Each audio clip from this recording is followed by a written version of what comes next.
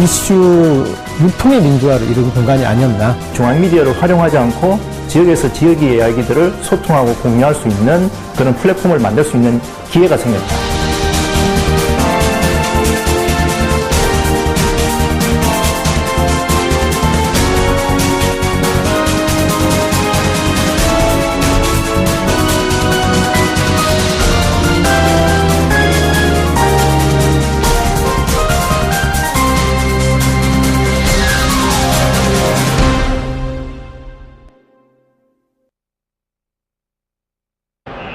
지난해 중동과 북아프리카 일대에 불었던 이른바 아랍의 봄. 러시아의 총선을 두고 일어난 반푸틴 시위. 청년 수십 명의 외침에 불과했던 월가 반대 시위를 전 세계로 확산시킨 매체는 주류 언론이 아닌 SNS였다. SNS는 국내에서도 여러 사회적 이슈를 확산시켰다. 부지런한 전달자와 강한 발신자 덕분에 SNS 이용자들은 이슈를 쉽게 이해하고 행동 방향도 쉽게 결정할 수 있었다. 전 세계 인터넷 산업을 강타한 SNS 열풍이 산업을 넘어 정치, 사회 전반으로 확산되는 가운데 세상을 변화시키는데 그 위력을 발휘하고 있다. 트위터는 주로 좀 전달 통로였던 것 같아요. 그래서 트위터를 통해서 이런 얘기도 있고 이런 주장도 있다라는 게 이렇게 전해지는. 그래서 이슈 유통의 민주화를 이루는 공간이 아니었나.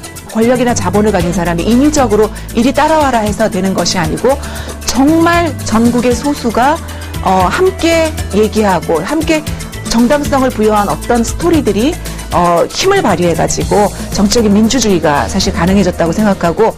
SNS 열풍, 그 중심엔 바로 스마트폰이 있다.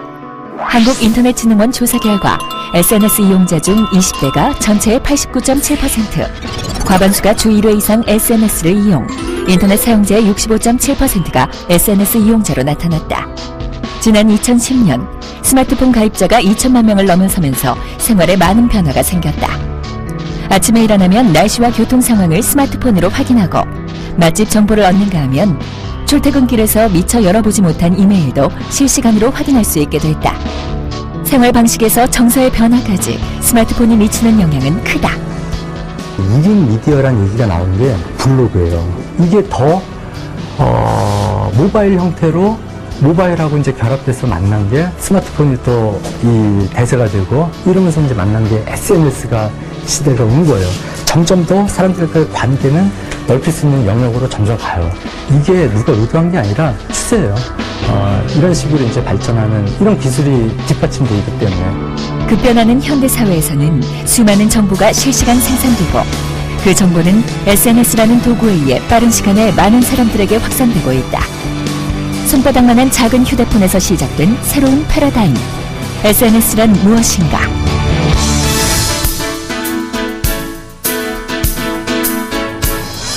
안녕하십니까.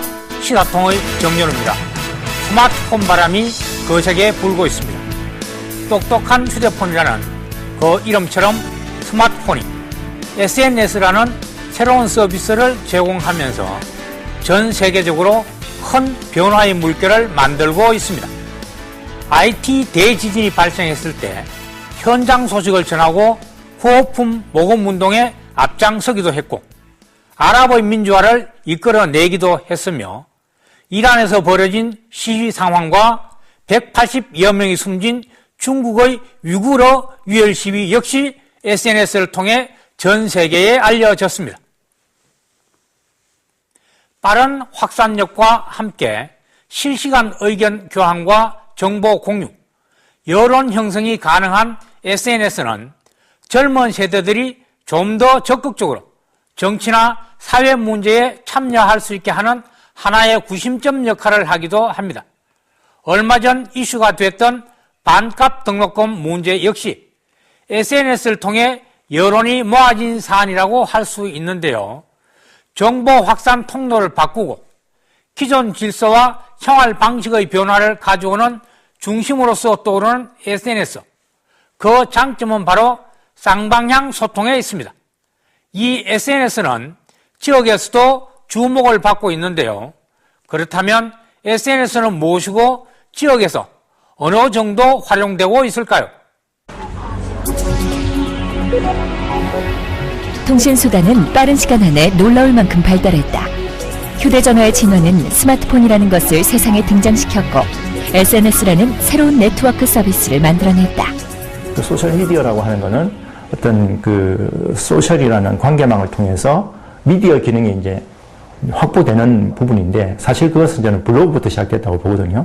그 블로그부터 시작됐지만 블로그는 사실 또 소셜로 관계하는 부분은 좀 약했고요. 근데 본격적인 소셜미디어라는 거는 이제 트위터와 페이스북이 들어오면서 생겼다고 저희들은 판단을 하면 될 것 같습니다. 소셜 네트워크 서비스, 즉 SNS는 온라인상에서 불특정한 타인과 관계를 맺을 수 있는 서비스다.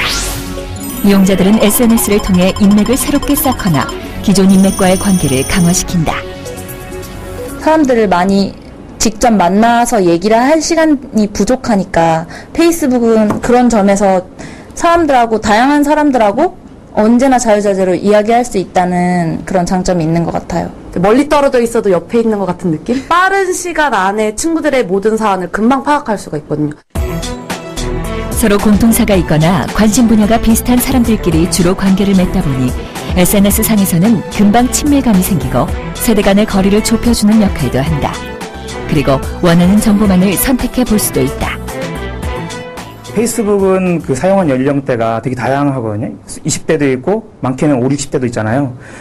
제가 평소에 만나 뵙지 못한 선배들하고 대화할 때 평소에 전화하기도 부담스럽고 만나면 되게 어렵고 한데 페이스북에서는 되게 장난스럽게 얘기도 하고 어떤 글 올리면 아 이거 되게 재밌네요 그렇게 댓글도 할 수 있고 이게 격이 없어지는 느낌? 포털 사이트만 들어가도 막 기사가 너무 넘쳐나는데 어떤 걸 읽어야 될지 모를 경우가 많은데 이제 그 페이스북이나 SNS를 들어가면 이 친구들이 올려놓는 기사나 그런 것들을 보면 굉장히 유익하고 좀 정보를 골라서 볼 수 있는 그런 장점이 있는 것 같아요. 신문사 편집국장이, 방송사 보도국장이 선택한 그런 일면 기사와 헤드라인이 대한민국 이슈를 만들었다면 이제는 어떤 그 오디션 프로그램처럼 보다 많은 사람들이 으쌰으쌰 해서 RT라고 리트윗한 내용이 대한민국의 이슈가 되는 세상이 됐다.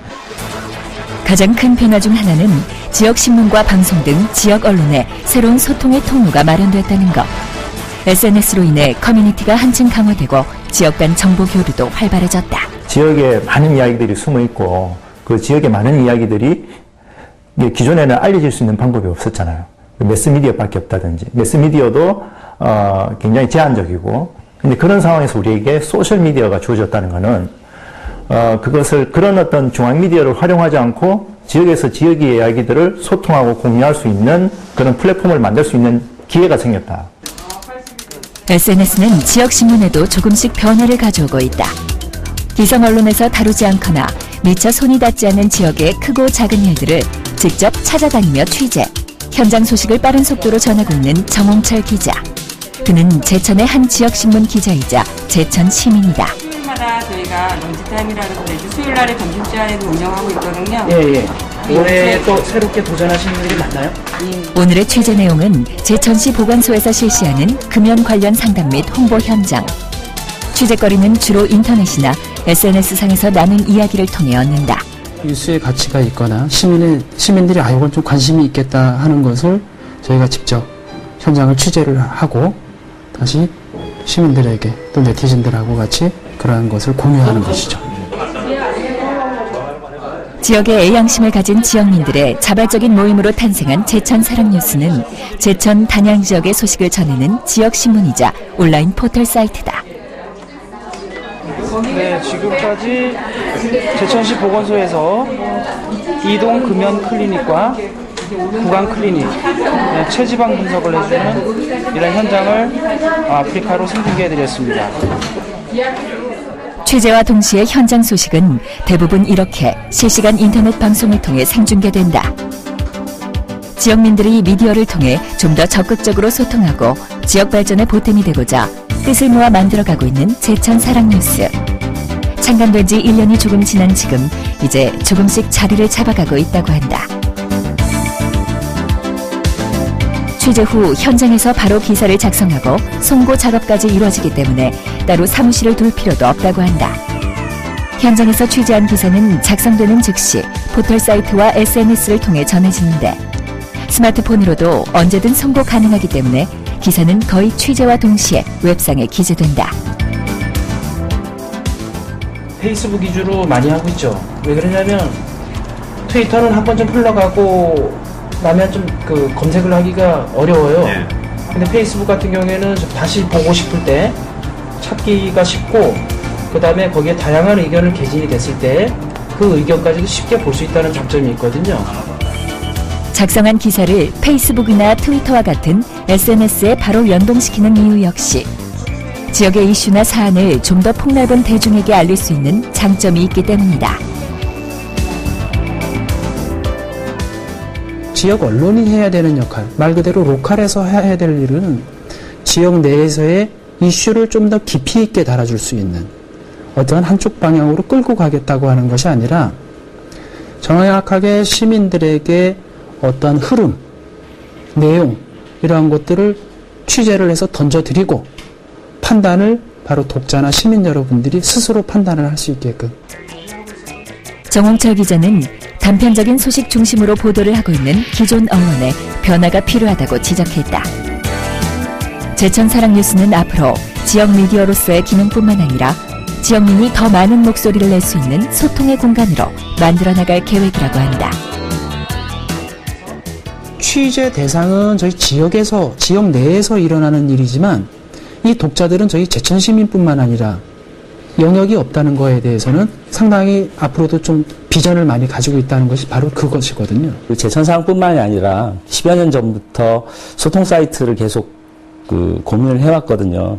시민들이 서로 의견들을 개진하고 이런 담론의 장을 통해서 지역이 좀 나아지는 방향을 찾자고 해서 계속 그런 길들을 모색했는데, SNS나 트위터가 지금 아직은 뭐 막강한 영향력이라고까지는 할 수 없지만 그것들을 통해서 지역사회 담론들이 형성이 되는 역할을 하는 데에는 조금 미흡하긴 하지만 점진적으로 큰 공론의 장을 펼칠 수 있다, 이런 생각을 합니다.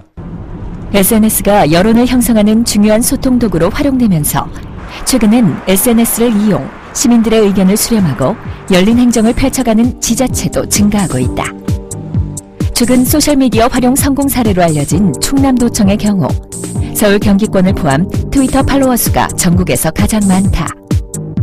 한국지역정보개발원이 발간한 지방자치단체 소셜미디어 활용 방안 연구 보고서 발표 결과 운영 시스템에서도 다른 지자체에 비해 앞서가고 있는 것으로 조사됐다. 조사 대상인 전국 자치단체 가운데 소셜미디어 전담 조직을 둔 곳은 충청남도와 경기도 두 곳뿐이라고 한다. 도민이나 시민들에게 알려야 할 정보들은 굉장히 많죠. 그런데 그 정보들이 주로 유통되는 거는 기성 언론이었잖아요. 근데 기성 언론은 뭐 신문의 경우에는 이 지면의 한계가 있고 방송의 경우에는 시간의 한계가 있고, 그러니까 충분할 만큼 많은 정보를 소화하지 못하는 거예요. 이 기성 언론은.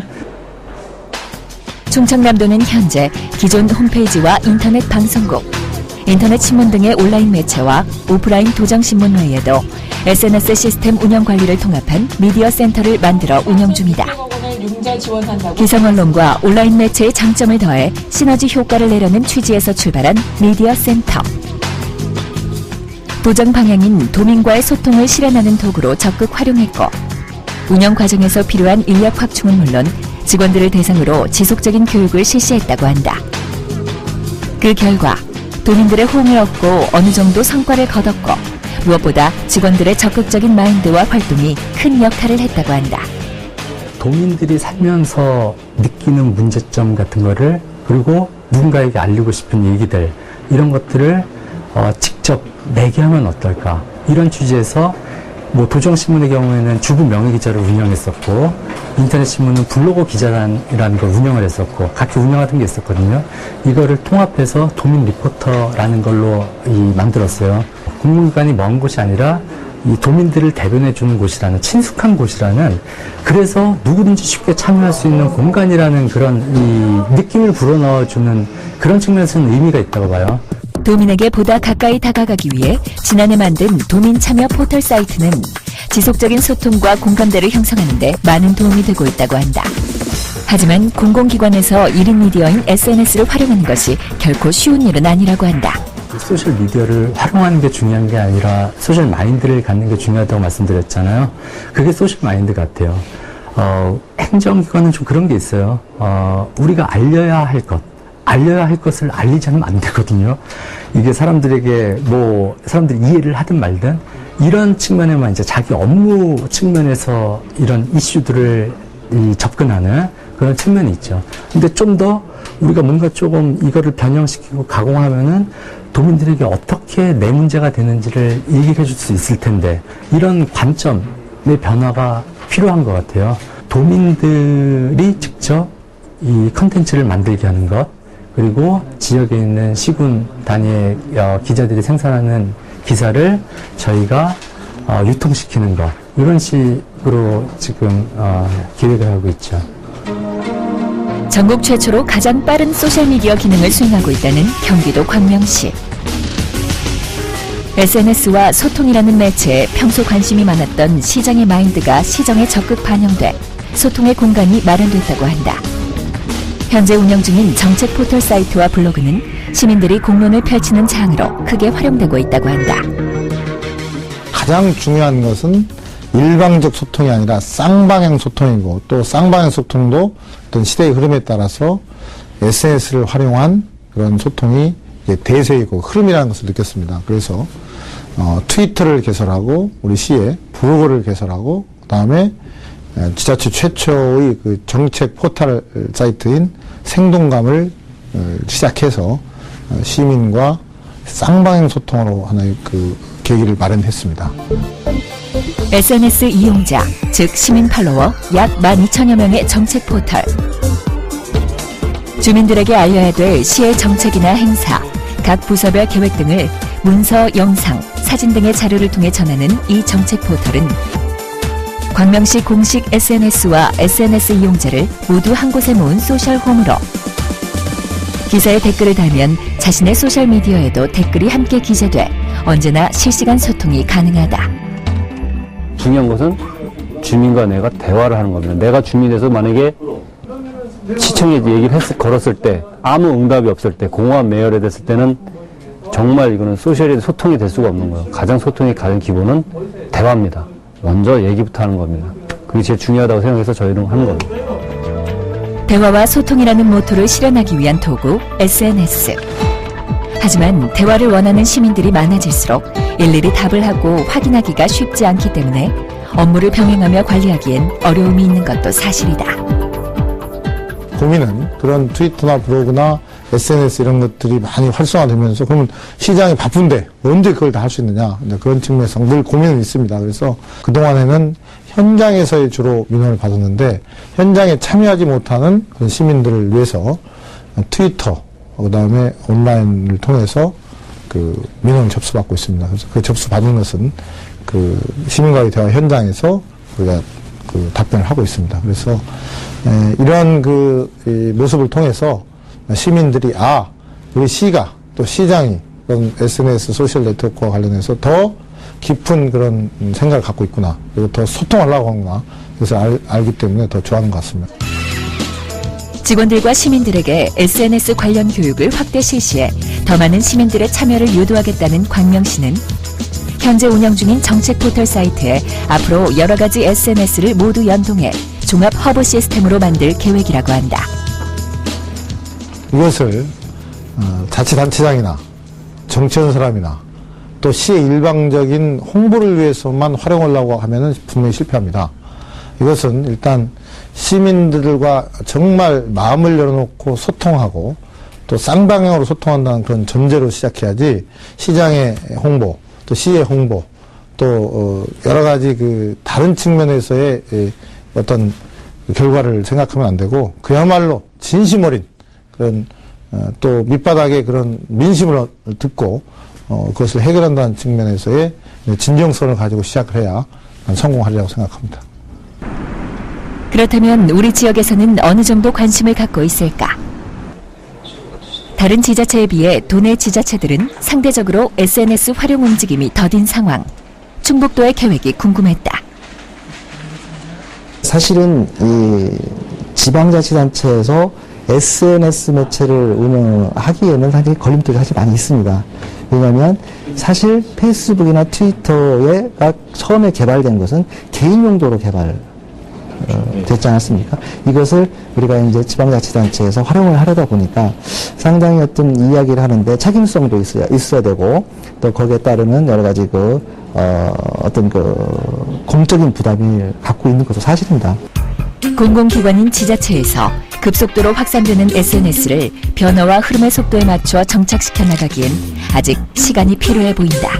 충북도 또한 타 지역도 마찬가지겠지만 상당히 이 SNS를 활용한 홍보에 상당히 큰 관심을 갖고 있고 또 예산이라든가 어떤 인력 배치라든가 어떤 업무적으로도 큰 비중을 좀 두기 시작을 하고 있습니다. 좀 더 쉽게 도민들과 공유하고 확산시킬 수 있도록 트위터와 페이스북을 중심으로 한 SNS 매체를 적극 이용을 하고 있습니다.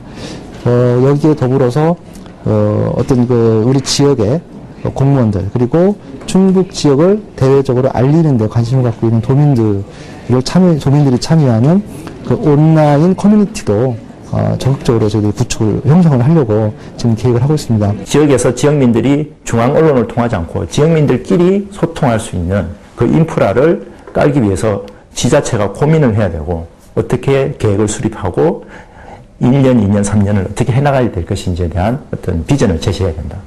그 소통 플랫폼이 우리가 이렇게 원활하게 소통이 되면 지역민들이 지역민에 대해서 훨씬 많이 알게 되고 그렇게 되면 지역을 사랑할 수밖에 없는 거죠.